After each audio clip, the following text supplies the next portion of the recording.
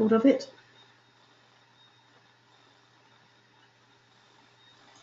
Okay, so good afternoon, everybody, and welcome to the final webinar of MCH 501.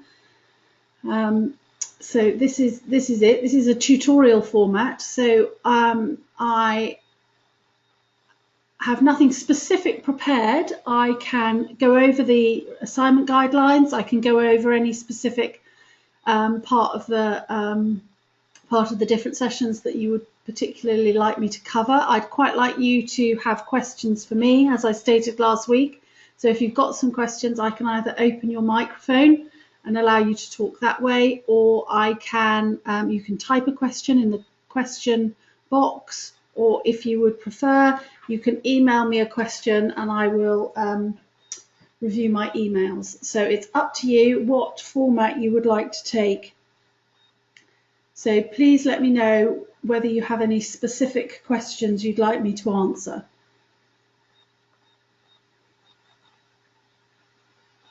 It's gone completely quiet, so I'll wait a moment.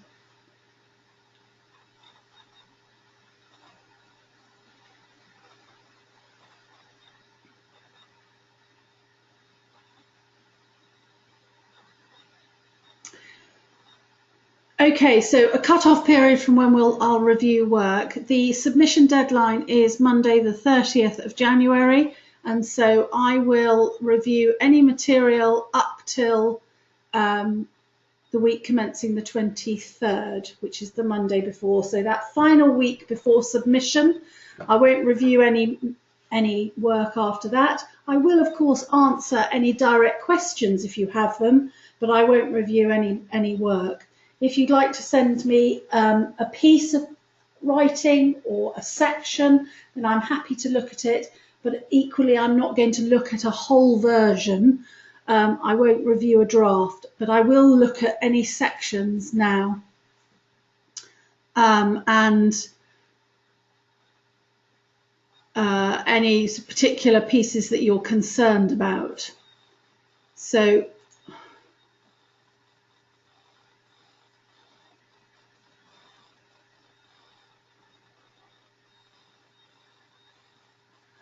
I'll look at a couple of pages of A4,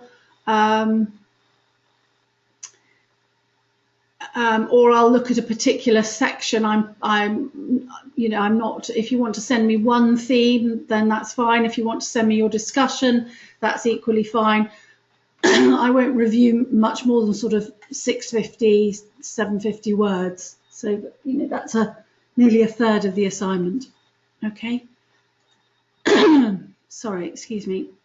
Right, a number of people are asking for an overview of the assignment guidelines.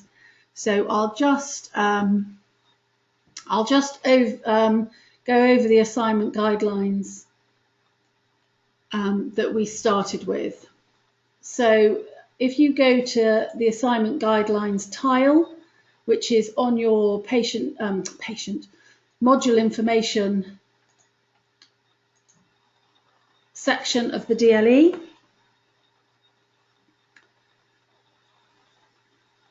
the guidelines are broken down into the different sections. Just wait for that to open.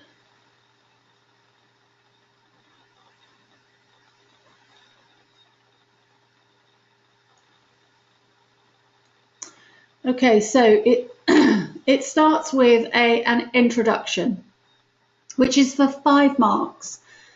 So I've given you a marks count on the separate column, not a word count. So you've got the flexibility to move words around, but we're roughly looking at 200 words for the introduction. This is where you're outlining your chosen subject area, and this is where you're telling me a little bit about why you've chosen the particular subject that you've chosen, and outlining the aims of your particular narrative review. So I want a clear context and rationale, and appropriate focus for the literature review.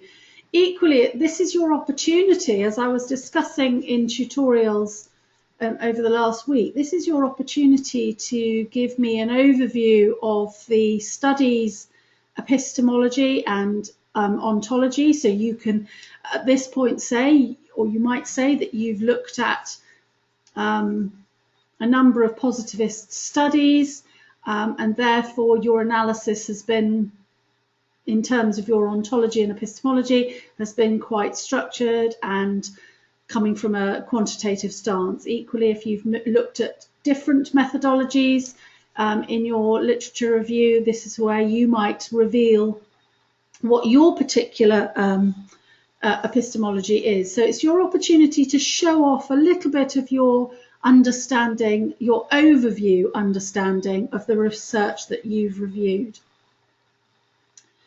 I don't simply want you to say, I have reviewed 12 articles and all of them were quantitative. That's not enough at this level. What does that say? If you have reviewed 12 articles and they were all, or 12 pieces of research, and they were all quantitative, what does that say about, one, the subject area, your particular search style, the research and the evidence that's out there at the moment surrounding your particular subject area? So what does that tell me about you and your review? The next section is for 10 marks, and it's about your search strategy. This can become quite descriptive and quite wordy, so be careful about this particular section. Have a look at the Pickles article that I shared with you on the DLE. That's an example of a thematic narrative review and how they've outlined their search strategy. So where did you go? What databases? How did your search strategy work? What were your inclusion and exclusion criteria, and how did you come to those conclusions? It might be at this point that you use a text box to give me a list of your search terms. This excludes those search terms from your word count, and that's quite a useful tool at this stage.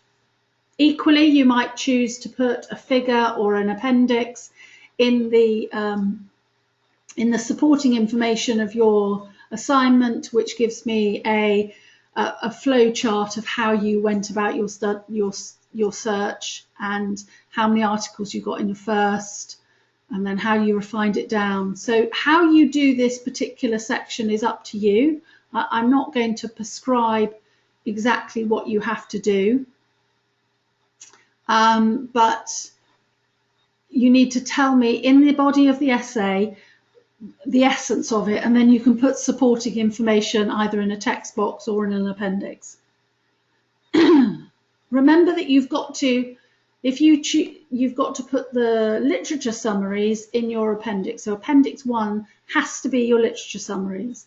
And I gave you a template which is on the DLE, which I need you to use. You can adapt it, you can add more columns if it suits your function better, or you can simply use the columns that I've supplied. But I do need a literature summaries to be appendix 1, and those literature summaries are the ones of the articles that you have critiqued. So you might have 12 articles, so there should be 12 literature summaries. I don't mean 12 sheets. You might put 4 studies on one sheet, but there should be a literature summary for every article that you have included in your narrative review and critiqued in your narrative review. So welcome, Polly. Don't worry about being a bit late. I'm just going over some assignment guidelines. So then we come to the body of the assignment, which is 60 marks. So a large proportion of the marks is on your narrative review. This is where you have, having done your critique, which is in your literature summaries, you've taken those critiques and you've put your discussion of your articles into thematic narrative review. So from the articles that you've critiqued, you've come up with themes, common themes that run across all of the articles that you've discussed. Now, it might be that you've come up with 5, 6 themes, but there are three themes that are really strong throughout. So I would suggest in that particular scenario, focusing on those three common themes. It may be that in the introduction to this section you say there were 5, 6, 7, 8, whatever themes, but I've chosen to, or this assignment will focus on the three most prevalent themes, and this is why. This bit of the assignment is the most important, and each theme then needs to be discussed and reviewed. You're then establishing what were the strengths and weaknesses, what were the methodological aspects of these studies that have warrant discussion. So you're not telling me what the studies found, because I can find that out from your literature summaries. You are giving me a discussion of the strengths and weaknesses of their methodological focus. So showing off a little bit of your research knowledge here is really important. And when you might, for example, talk about randomization and how randomization removes bias from studies, that needs to be supported with a research reference. So I would expect that obviously your studies are being referenced throughout, but you're using research references to support your discussion. To answer your question, Polly, no, the pieces of research that are included in the critique have to be pieces of research, not literature reviews, but you can include a systematic review if you've found one, which is a piece of primary research, but you can't use other people's literature reviews. It might be that the literature review forms part of your discussion, and it might come into your recommendations and applications, but it won't form part of your key studies. So that's 60 marks, so roughly, and I'm not going to pin you down to particular marks in particular sections, as I've said before, but roughly 1,800 to 2,000 words in this section. This is the bulk of the assignment.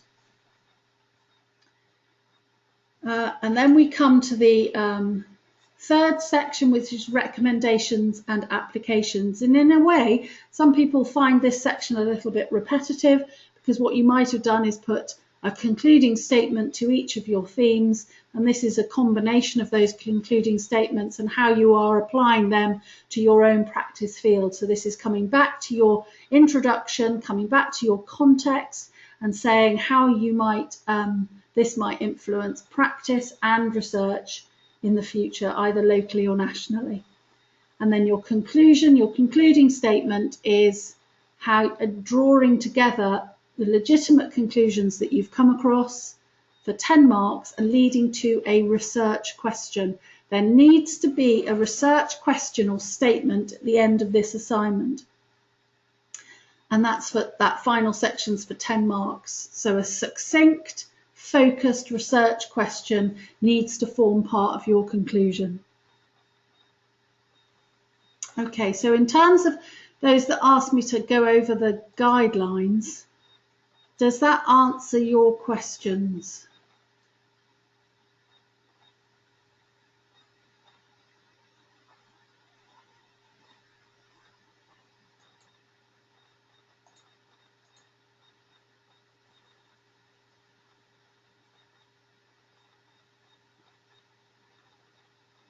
Okay, so I'm getting yes and all clears. If you are still at the critiquing stage and you haven't got to the narrative stage, which I know some of you still are, then keep going with those critiques. Remember that in the at some point, either in the search strategy or in the introduction, I need you to cite which critiquing tool that you've used. I don't particularly need a lot of information about it. If you want to include it in the appendices, then that's absolutely fine. It doesn't have to be there, but it does need to be properly referenced. And you might give me one sentence on why this was the most appropriate tool to use. So you're critiquing the articles, you've outlined what you have used as your critiquing tool. I don't mind which one you use. The Chemet one that Heather outlined in her session is absolutely fine. Equally, the critical appraisal tools that are in most of the research texts, again, are perfectly appropriate. Just remember to reference them appropriately. Yes, as with all assignments, it is 10% either way. So although it's a 3,000 word assignment, you can go to 3,300 without being penalised. So 10% plus or minus. But we've got to try and work towards that 3,000 word deadline, which is very difficult. It's quite challenging to get 3,000 words written on this particular format. It's quite a challenge. So, any other questions? Somebody's asked a question about formulating your research question. The end point of this assignment, formulating the research question, is quite challenging, but it's about identifying a hole in the research or a piece of research that either needs to be repeated in a different setting or reworked or remanaged to ensure that we've really got to grips with the particular subject area. Don't worry about it too much. It needs to be there. It needs to be a well thought out, legitimate research question. But I'm happy to review that section if you're having trouble. So please do send me specific questions if you've got them today or in the next couple of weeks. I'm perfectly happy to answer them via email. And getting the right research question is something researchers grapple with all the time. So I want you to make a first stab at it. I might make some comments when I mark the assignment that the research might need further work, but that would be perfectly appropriate. So please, do send me questions if you have them today, or if not, in the next couple of weeks.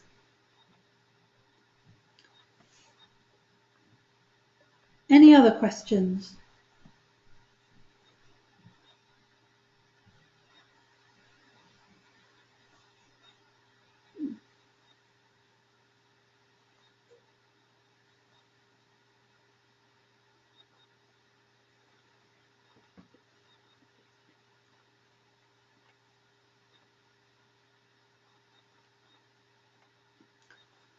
We're all staring at the computer screen now. Or not typing, I'm not sure. Anybody want me to open their microphone?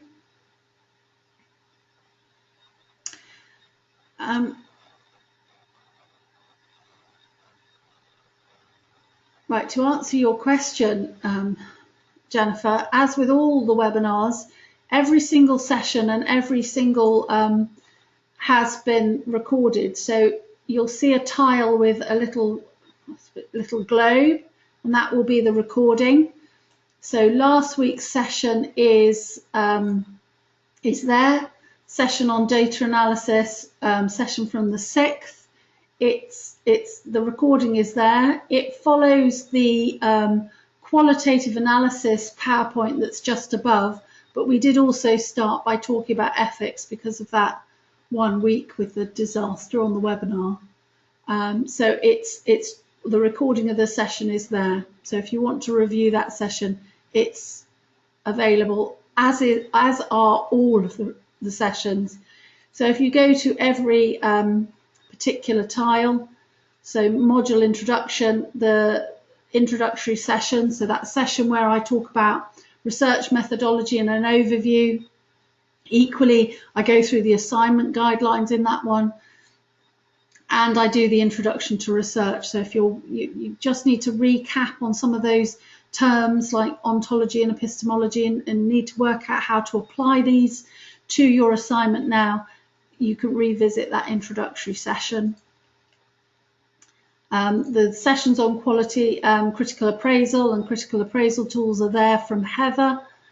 Then we've got the 2 quantitative sessions which were done by Jenny are in the different tiles, and they're recorded narrated PowerPoints. The ethics session there's one there, recorded session from Ruth that she did for last year's, and there's the PowerPoint. So all of the sessions that we've had, including last week's, are up there on the DLE, so please do revisit them if you need them.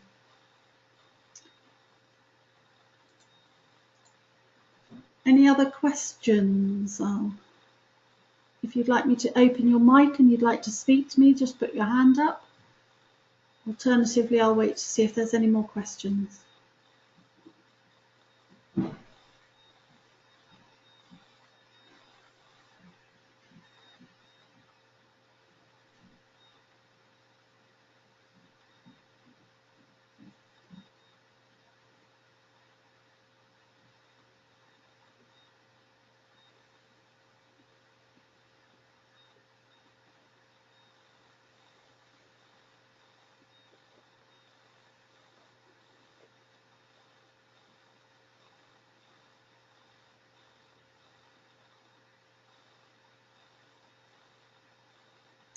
In terms of appointments, I am available to have one-to-ones or tutorial appointments for all of.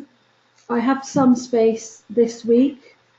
Unfortunately, next week I'm actually taking annual leave on the Thursday and the Friday, and on Monday and Tuesday and Wednesday I'm fully booked. So I'm sorry I'm not available Monday and Tuesday, Wednesday next week.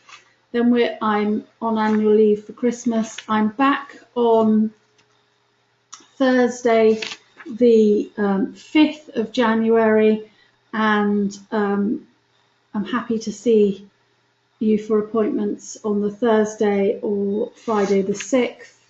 And then the week starting the 9th, I have some space, and the week starting the 16th, I have some space. But apart from some space tomorrow and Thursday, I don't have any other availability before Christmas. So if you'd like to make some other suggestions apart from next week, then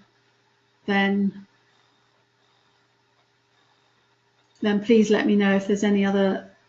Equally, if you'd like to have a telephone conversation or telephone tutorial, then I'm happy to have a chat over the phone. And you don't just get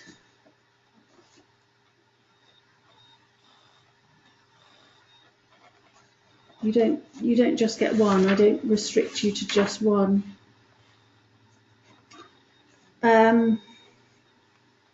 Week commencing the 9th of January or on the 10th of January. Any individual appointments, if you'd like to send me those via email, and then I will I'll respond rather than doing it over the webinar. So if you want to email me, then please do.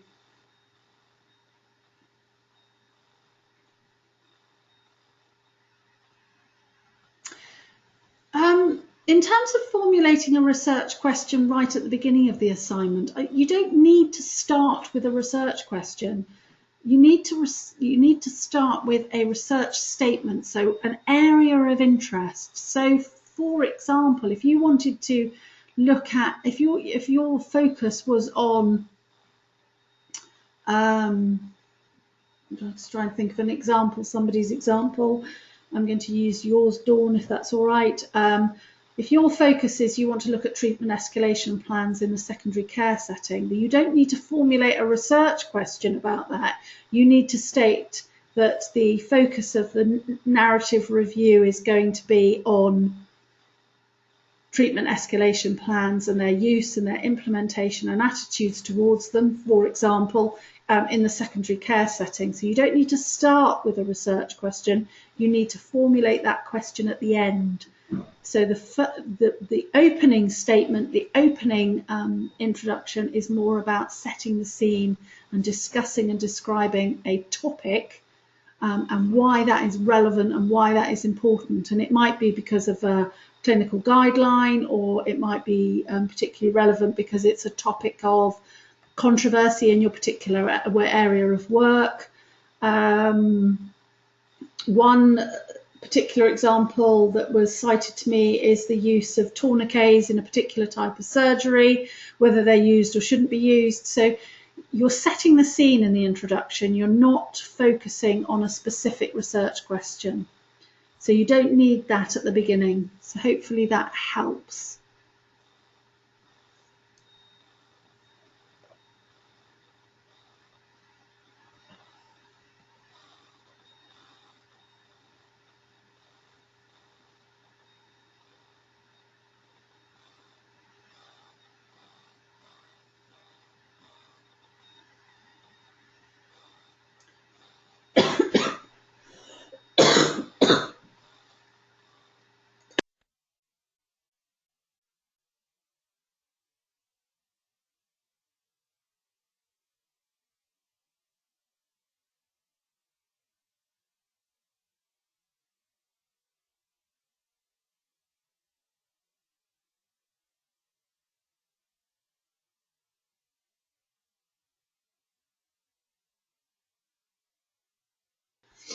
Sorry, just choking there. Yes, you have to review primary research. It definitely has to. The narrative review has to be on primary research. So research that has been undertaken and that has been published and has a very clear research aim and all the components that are required in a piece of research, so that it's not a literature review, it's not a piece of commentary, it's not a piece of opinion. So it's a piece of primary research that's been undertaken.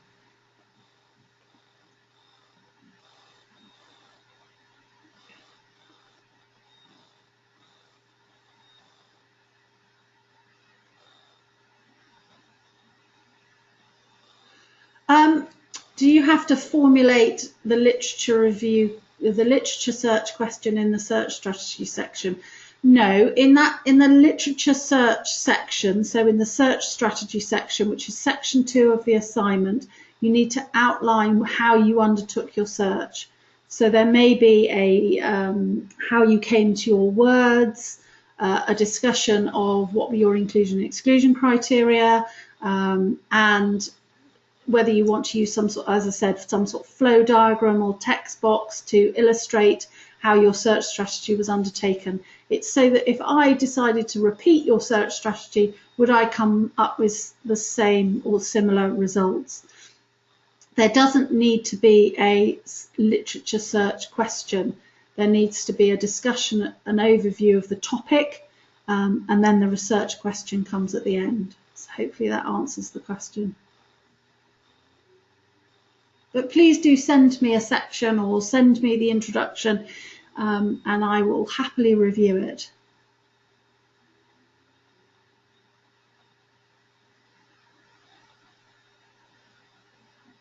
No, I don't want to necessarily need a Pico or a Spider or an Eclipse in your introduction.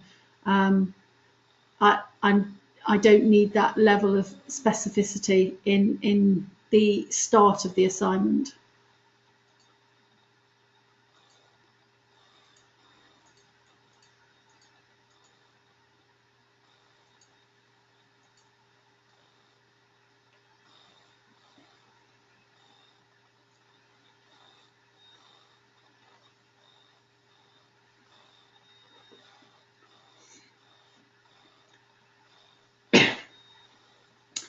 It might be useful to outline why things were difficult in terms of that. We're talking about the search strategy again, why things didn't work and what difficulties you had. But remember, you have a very limited amount of words, so it's not feasible to go into too much detail. It might be that you mention and discuss some of the complexities in putting in search terms. Certainly in terms of your topic area, Dawn, it's obvious that by putting in the search term that you want to look at, you're coming up with completely different and results that are not relevant at all. And so maybe it's looking at how that terminology has been used and how the terminology has been put together, and the use in search strategies of parentheses, etc., and how relevant that they can be and how important they can be. So, for example, if you look at advanced directive or treatment escalation plans and you do not use parentheses, what sort of results that you are coming up with.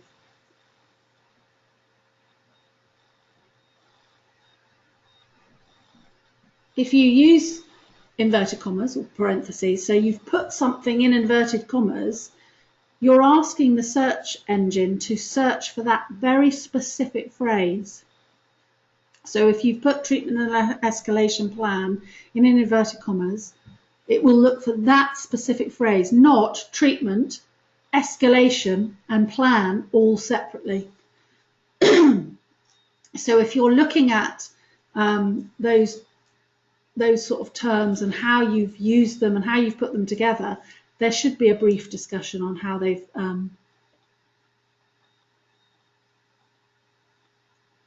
been put together. So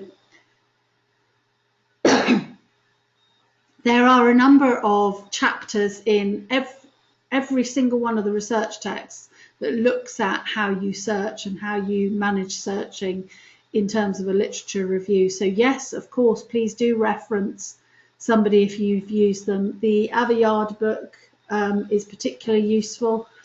Literature searching, how to literature search, I've forgotten the title of that one.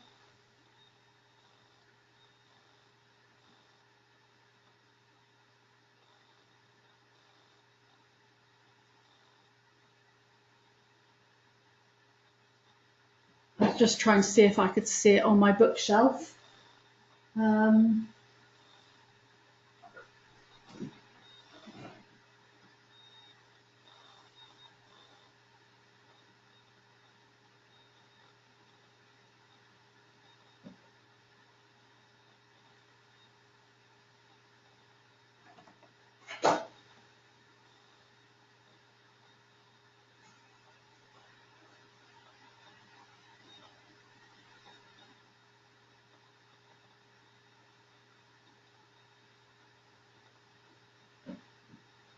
I must have lent it out, but yes, there's a particularly useful book by Aveyard about literature searching. So if you've used that as a reference, then great. It's always a good idea to reference what you've been undertaking by research text.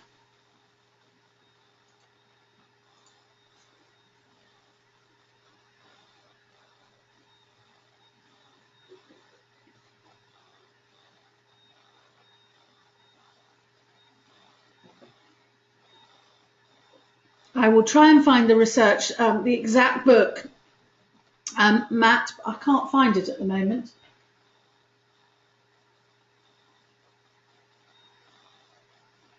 Which probably means I've lent it out.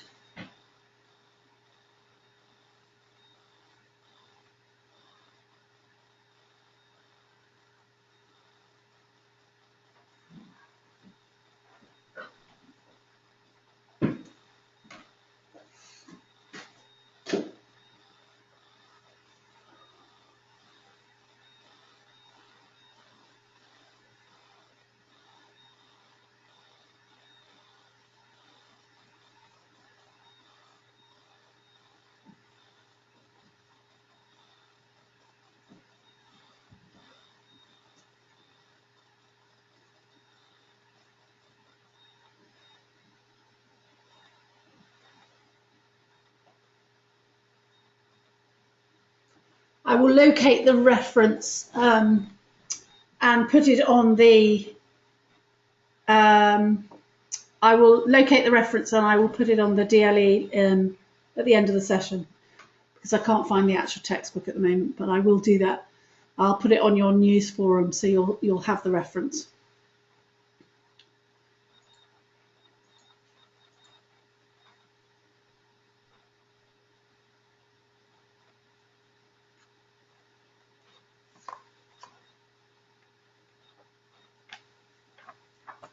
Those of you who have booked tutorials, fantastic. If you haven't booked a tutorial yet, please you've got time, you've got plenty of time. So I'm very happy to see you in January, or later, or this week, if you can fit it in. If not, I'm very happy to have a telephone conversation with you either today at the end of the session if you want to phone, or at any point this week or in January, so please don't hesitate. Specific questions, anything you'd like me to cover again?